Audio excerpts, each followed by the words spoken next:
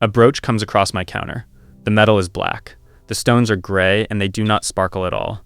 The shape is heavy and old-fashioned, the kind of thing nobody would wear now. The woman holding it says what everybody says. It is just costume. It was in the charity bag. It was Georgian. And here's the part I want you to sit with, because it is the whole video. Every single reason she decided it was cheap was actually proof that it was old, and old was the expensive part. So today, 10 pieces of jewelry that look cheap and are not, and exactly how to spot each one. Before we start, understand why your eye gets this wrong, because it is not your fault. You have been trained by the modern display case. Bright light, polished metal, stones cut to flash under electric bulbs. That is what value looks like now, so your brain reads shiny as valuable and dull as worthless. But almost everything that proves a piece is genuinely old reads as a defect under that training. 5 things in particular. Tarnish. A stone that does not flash. An old-fashioned shape. A piece that feels too light. And a surface with no shine at all. Here's the sentence to hold on to for the next 15 minutes, because it runs through every item on this list. Weight and shine are not proof of value. Sometimes they are proof of the opposite. Let us count them down. Number 10. Blackened silver. We start with the most common one, and the one that gets binned during house clearances more than anything else on this list. A piece of silver sits in a drawer for 30 years and comes out black. Not dull, black. And in a modern eye that reads as ruined, because we associate dark metal with damage, corrosion, and cheapness. Tarnish is none of those things. It is a chemical reaction between the surface of the silver and sulfur in the air. It lives entirely on the top layer, and it comes off with a proper cloth in minutes. The metal underneath is completely unchanged. Now here's the part that flips it into a signal rather than a problem. Silver is the metal that tarnishes. Plated costume pieces fail in a totally different way, wearing through in patches at the high points to reveal yellow or gray base metal underneath. So an even, deep, all over blackness is telling you that the whole surface is the same metal all the way down. Dark is not damage. Dark is evidence. And crucially, it is also the reason nobody bothered to look at the back of the piece, which is where the mark is. Number 9. The dull gold-colored piece with no marks. Now one, almost nobody has heard of, and it is my favorite entry on this list. You find something gold-colored that is clearly old, with a warm mellow tone rather than bright yellow. There is no hallmark anywhere. It feels light in the hand. Every instinct says cheap brass. It might be Pinchbeck. And Pinchbeck is a genuinely collectible antique material. Here's the story. In 1720, or thereabouts, a London watchmaker named Christopher Pinchbeck formulated an alloy of roughly 83% copper and 17% zinc that imitated the color and luster of gold. There was a real reason for it. At the time, British law only permitted 18-karat gold, so gold was enormously expensive, and travel was genuinely dangerous. Wealthy people wore Pinchbeck when they traveled specifically, so highwaymen would take something worthless, so there is no gold in it at all. And genuine Georgian Pinchbeck chains, fobs, and bracelets sell for roughly 150 to 600 pounds and considerably more for exceptional pieces, because true Pinchbeck is scarce and collected as an antique in its own right. How to spot it? It only exists before about 1850, because the legalization of 9-karat gold in 1854 killed it off. It never carries a hallmark, so no marks is expected rather than suspicious. On the worn high points, you should see a warm coppery tone rather than the brassy yellow of worn gilding, and you should never see a silvery base metal showing through, because that would mean plating. And the construction is handmade Georgian work, stamped repousse, hand-cut links, pinned rather than soldered. Number 8. The cloudy stone with no facets. Now to the stones, and to the rule everyone thinks they know. Facets equal real, smooth equals fake. It is completely wrong, and it costs people thousands. A smooth, polished dome is called a cabochon, and some of the most valuable stones on Earth are cut that way deliberately, because the effect they produce only exists in that shape. A star sapphire has to be a cabochon, because the 6-rayed star floating across the surface is created by microscopic needles inside the stone, and it only appears on a curved dome. Same with star ruby. Same with moonstone, where that blue glow rolling under the surface cannot survive faceting. For scale, a vintage ring with a natural star sapphire of around 9 carats sits in the market around $3,475. That is a stone plenty of people would call a cloudy gray lump. The test takes 10 seconds. Take it under a single bright point of light, not a diffuse ceiling light, and tilt it slowly. A real star travels across the dome as you move, following the light. A glass imitation has the star molded or painted on the back, and it sits there frozen. Number 7. The gold that has nothing stamped on it. We covered this in the Hallmarks video, but it belongs here, because absence of a stamp is the single most common reason people write off real gold. You turn a piece over, find nothing, and conclude it is fake. Sometimes right. On modern mass-market jewelry, no mark usually means unknown alloy. But older jewelry frequently carries no mark and is completely genuine. Consistent enforcement of hallmarking simply did not exist until the 19th century, so a piece made in a workshop in 1780 was not required to be stamped and often was not. And gold is soft, so a century and a half of a band rubbing against skin and fabric can polish a shallow mark smooth until there is nothing left to read. So on old pieces, you replace reading with testing. Weight, because gold is heavier than it looks. A magnet, because gold and silver ignore it completely. And the wear points, because plating rubs through to a different color at the edges while solid metal stays the same color all the way down. Number 6. The flat stone that looks like a chip of glass, a stone that is not just dull, but flat. A domed top with a few large triangular facets, a completely flat bottom, almost no depth, and very little life. It sits in the setting like a piece of broken bottle polished smooth. That is a rose cut, and it is one of the oldest diamond cuts in existence, named because the facets radiate outward like the petals of an opening rose. Rose cuts have no pavilion underneath at all, which is exactly why they look flat and why they give a soft internal shimmer instead of sparkle. They are all over Georgian and Victorian jewelry, and they are absolutely real diamonds. They are also extremely fashionable again right now, because that soft, watery, low-key look reads as modern and understated to a generation tired of aggressive sparkle. 2 checks. Under a loupe, look where facets meet. On a cut stone, those edges are crisp lines. On molded glass, they are visibly rounded and soft, because the stone was cast rather than cut. Then look for wear, because glass is soft, and old glass is scratched and chipped along the facet edges, while a diamond of the same age is essentially untouched. Number 5. The black jewelry that looks like plastic. Now, a whole category most people have never been taught to see, and the numbers are better than you would guess. Through the Victorian period, mourning was a formal social ritual with rules about what could be worn, and an entire industry grew up around black jewelry. The best material was jet, specifically Whitby jet from Yorkshire, which is fossilized wood.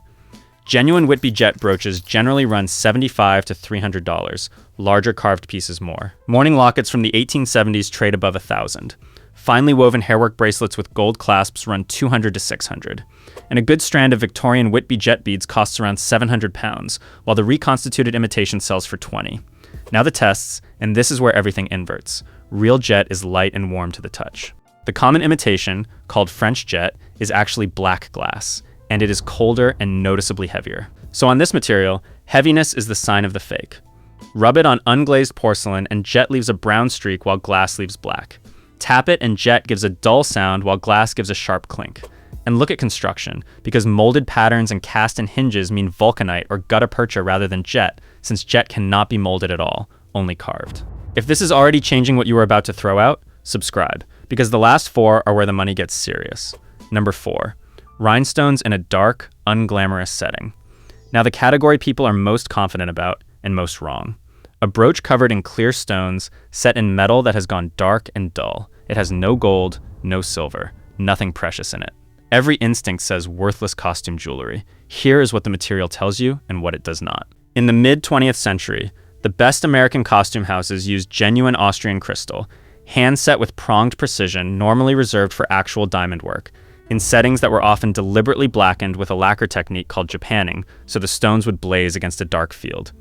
That darkness you are looking at may be the original intended finish rather than dirt. And the numbers do not care that there is no precious metal in it.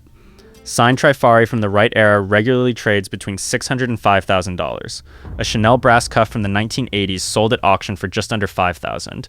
A single pair of Yves Saint Laurent clip-on earrings sold for $2,772. None of that is material value. All of it is the name. So the instruction is the one this channel gives every week. Turn it over and read the back before you judge the front. Number 3, the diamond that does not sparkle. Now the one that costs the most, because it attacks the single quality everyone believes defines a diamond. You look at an old ring. The center stone is big enough to matter, but it simply does not perform. Where a modern diamond throws fast, bright, restless sparkle, this gives a slow, soft, warm glow. The verdict arrives instantly. Not sparkly enough, must be glass. Look under a loupe. If the flat face on top is small compared to the width of the stone, if it stands tall with a high crown, and above all, if you can see a distinct open hole right in the center looking straight down, you are looking at an antique cut. That hole is the coolet, and modern diamonds do not have it. A squarish cushion outline means old mine cut, hand-shaped from the early 1700s onward. Round means old European cut. And the reason it glows instead of flashing is that it was cut for candlelight. A modern brilliant is engineered to fire under bright electric light. An old cut was built to gather a small warm flame and return it as broad, slow flashes. It is not failing. It is doing its job in a world you have never seen it in. Here is the part that stings. Old European cuts frequently sell for less per carat than modern brilliants of the same color and clarity because modern grading systems penalize antique proportions in the cut grade. The market itself undervalues them for being what they are.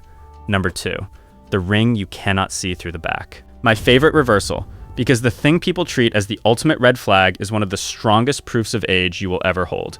Turn a modern ring over and you see straight through to the bottom of the stone. So when someone turns over an old ring and finds the back completely sealed, the alarm goes off. It is hidden. They are covering something up. It must be junk. In the 18th and early 19th centuries, closed backs were standard construction for genuine gemstones. Behind the stone, the jeweler placed a thin sheet of metal foil, usually silvered copper, sometimes tinted. The foil bounced candlelight back up through the stone and made it glow in a room lit by flame, and the sealed back held that foil tight and protected it from air and moisture. Completely normal practice, used on real diamonds and real colored stones as a matter of course, and the part that matters for money. Original surviving foil is itself proof that the setting has not been opened since the 17 or 1800s, and collectors pay for that. A sealed foiled back is not a warning, it is a certificate. One absolutely critical warning. Never put a closed back ring in water and never near an ultrasonic cleaner. Moisture gets behind the stone, ruins the foil permanently, and the piece goes dull forever. Number 1. The piece where every one of these signals appears at once. And here is number 1, the brooch from the beginning of this video, and the single most likely genuinely valuable thing to be sitting in a charity bag tonight. Blackened metal. Stones that give no sparkle. A sealed back. Nothing stamped anywhere. 4 separate reasons for a modern person to dismiss it in under 3 seconds. Now read those same 4 things the way an antique jeweler reads them. The blackened surface is silver, and on Georgian and early Victorian work, clear stones went into silver deliberately, because silver is cool and white and made a diamond look whiter, while the body of the piece underneath was often solid gold. The stones give no modern sparkle because they were hand-cut for candlelight. The back is sealed because it is protecting original foil. And there is no stamp, because the law requiring one had not arrived yet. Read separately, 4 warning signs. Read together, a chain of evidence pointing at one conclusion, and it is the rarest thing in most people's jewelry boxes. Georgian jewelry is genuinely scarce, because every piece was made by hand, and most of it has been lost, broken, or melted across 2 centuries. That is the whole lesson of this video in one object.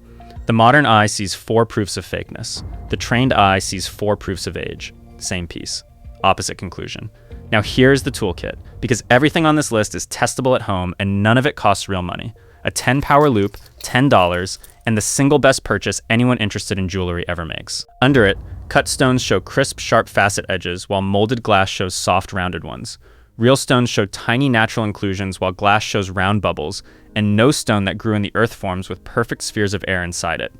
A magnet, which real gold and silver ignore completely. Your own hand, because weight tells you a great deal once you calibrate it. But remember the inversion from this video.